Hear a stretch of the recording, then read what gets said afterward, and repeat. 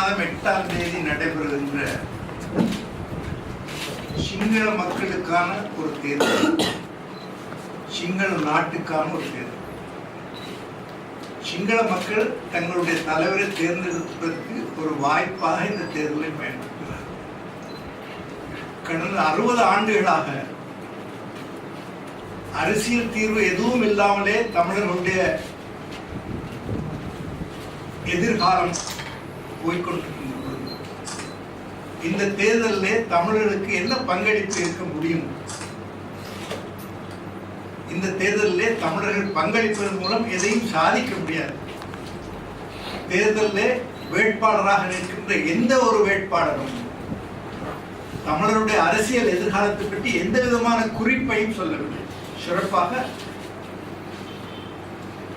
எதிரணி வேட்பாளரும் இன்றைய குடியரசுத் தலைவருமாக இருக்கின்ற மஹிந்த ராஜபக்ச அவர்கள் எந்த விதமான கருத்தையோ கருத்தியல் கண்ணோட்டத்தையோ அல்லது எதிர்கால நம்பிக்கை தரக்கூடிய ஒரு செய்தியையோ தமிழர்கள் சூழ்நிலையிலே தமிழர்கள் இந்த தேர்தலில் பங்கேற்க வேண்டாம் என்று நான் நினைக்கிறேன்.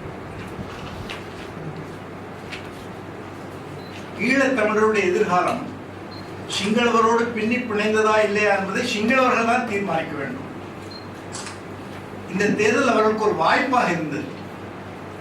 ஒரு அரசியல் தீர்வை கொண்டு வர, அதை முன்னெடுக்க, அதன் மூலம் இந்த நாட்டிலே அமைதியும் சமாதானமும் தொடர்ச்சியாக நிலவுவதற்கு சிங்களவர்களுக்கு ஒரு வாய்ப்பு இருந்தது.